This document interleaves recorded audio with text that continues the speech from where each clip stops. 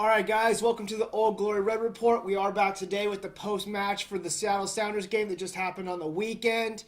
What a game it was. Very scrappy 3 points, but we'll take it. Another win. That does put us at the top of the table.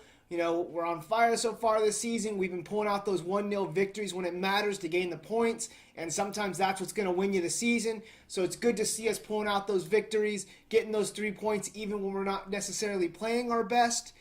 There's a lot to talk about in this game, so let's go ahead and dive into it.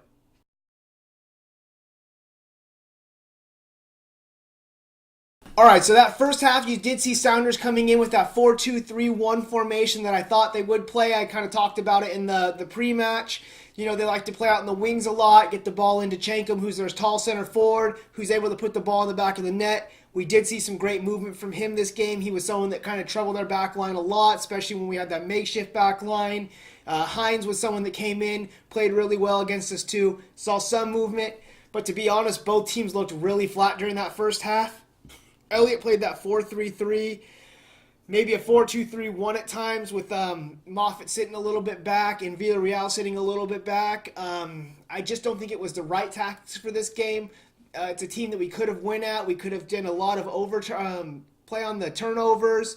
I think Isley would have been a better start. We did see Bijev kind of get up there and get a few balls past the front line. Iwasa had a couple flash shots at goal. I think Iwasa was the closest.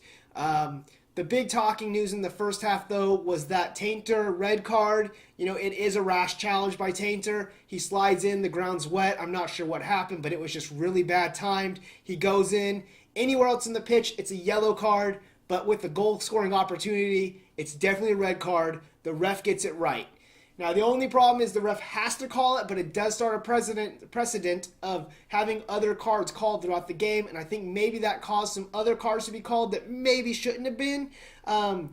Ellis, the Sounder guy that got the yellow card in the first half, kind of a weak yellow card, probably is just a challenge that should have been washed away. Now, I don't know if it was nerves from the ref, feeling like he had to make up for the red card or what was going on, but it was kind of a soft foul. There was some few other calls throughout that half that I think were kind of soft fouls. So I think the ref may have lost it a little bit there, was just giving calls. Maybe should have let the game play out in some aspects, but Tainters was definitely a red card in that half.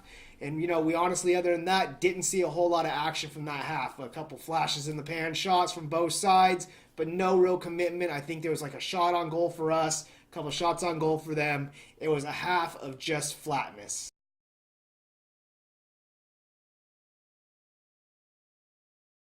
So not shortly after the start of the second half, El did get a second yellow card for, again, maybe a soft challenge. Maybe it's not even him. I'm not sure if the ref gives it to him on the first tackle that he misses or the second tackle or maybe a combination of the both. But the ref just, sees something maybe we didn't see, gives him the yellow card. Second one goes straight to red, and he's out taking his marching orders as well. Kind of balances the game out. Republic's able to take control over from there. We did a lot better at possessing the ball, moving the ball forward, got a little bit better in attack. Things started to click a little bit more, I think. We really built some momentum after that, but it wasn't until about the 60th minute when there was a bad challenge from behind on Bijev, straight red card, sends him out the game, 10 players to 9, puts us back in the driver's seat and allows us to really push forward. Then you saw Bijev and Iwasa really come alive. They had a lot of movement. When Partain came on a little bit later, also had a lot of movement. Got to see him in midfield, which was great. Glad to see him in there. I think Schmidt was another guy we need to talk about who had a real great game, real good second half, was able to play the game, come in after not really being in the team. I think he was impressive. He might get a start again at that. I think he played in the right back position, the left back position. So I think he's someone that we will see more of in the future. Partain, again, did come on and do really well. It was around the 60th minute, 70th minute. Gomez makes a great run up, gets tackled just outside the box in my opinion, but does win us the penalty. There's a little controversy before the penalty. One of the Sounders players is kind of stomping his heels in the penalty box, right on the penalty spot, trying to make it so our guy slips. The ref doesn't see it, but Partain does. He takes offense to it, runs over and pushes him off the spot. They both get yellow cards. I think the Sounder guy should look back and feel like, he was just being very unsportsman and should probably feel a little bad for himself. Maybe got caught up in the heat of the moment with some of the calls that were happening, felt a little unjust on the penalty for whatever reason, but just a disgraceful move. I hate to see players play like that, but different mindsets for different players. Moffitt did step up, did go ahead and put that in the top right corner, or top-ish right corner. The keeper dove right, but just didn't get his hands on it. Moffitt puts us up 1-0. From the rest of the game, we did coast for the most time. Sounders did come to life a little bit at the end, forced Cohen into a couple great saves. Cohen did save us the 3 points again. He's been just, phenomenal. We've talked about it time and time again on this channel. We probably owe 9 points out of 10 to him right now. So he's a player that definitely has been saving our butt, but a great scrappy win. Way for the boys to get those 1-0 wins. I think it's very important on us getting those wins to get us at the top of the table and keep us there. Sometimes when games aren't going your way, you get a little luck. You get a few extra little breaks. Bijev did put one off the post early on in the second half. Just didn't get a little luck there, so sometimes it doesn't work for you. But I think we pulled out the scrappy win. We're on top of the table, sitting at 10 points. Great win for the team. Let's carry this momentum on the Las Vegas Lights. Go out there, get another 3 points, and keep this unbeaten streak going.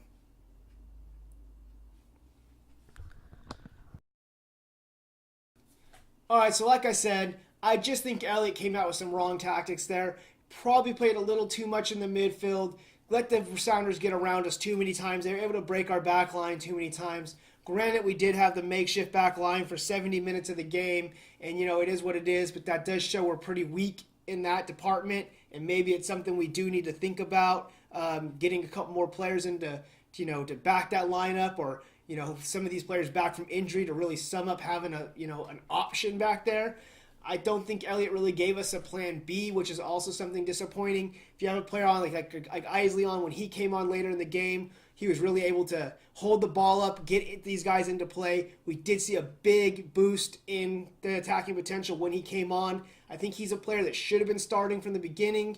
I just don't think we had enough creativity to be playing the 3 quicker wingers like we were playing. Iwasa, Nisha, and Alleman are all great players, but none of them really have that hold-up play like Isley does.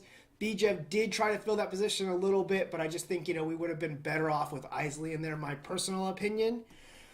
My man of the match for this game, it's either between Gomez and Bijev. Gomez did a great job. He was really on everything. He earned that penalty. We saw him, playing up the line a lot. He's a player that is impressing quite a bit. But I think Bijev just, he was the man that made most of the things happen this game. He was constantly darting past the back line. He was constantly moving. He likes coming in from that left side, cutting back in on the right. We saw him do that time and time again. So it was a tight one between Gomez and Bijev, but I'm going to give my man of the match to Bijev. Tell me who you think was the man of the match down in the comments below. I'd love to hear from it, hear your reasons why. I also, like I said, think the tactics were wrong for this one, but maybe you think they're right. Put those in the comments below. Let me know why you think, Elliott played the lineup that he did, or what lineup you would have played instead to go against the Sounders. Scrappy 3 points. We'll take it. Top of the table. Let's go out. Keep this momentum running. Keep this unbeaten streak running. Come on, you Republic, we can do this. All right, guys, thanks for watching this video. Make sure you subscribe and like if you enjoyed this content. We do have a video out called Playing FIFA With. It's the first one we did. We had Hugo Hernandez from the La Banda del Puente out playing with us. So make sure you check that video out. I'll put that up here. And if you like that, go over to La Banda's channel. That'll be in the description below. Check their videos out. Some great Spanish-speaking content. A good friend of mine, Gabe, over at the Arden Archer Report, writes some great articles. He should have a post-game out coming soon. Definitely has some great takes on the Republic and different things, so go ahead and head over there and check those out. That'll also be in the description below. You can catch us on all social media, so go ahead and make sure to like us on Facebook, Twitter, Instagram. Let your friends know. We are trying to build a community here, like we said, so please share these videos with everybody you can. And until next time, see ya. We are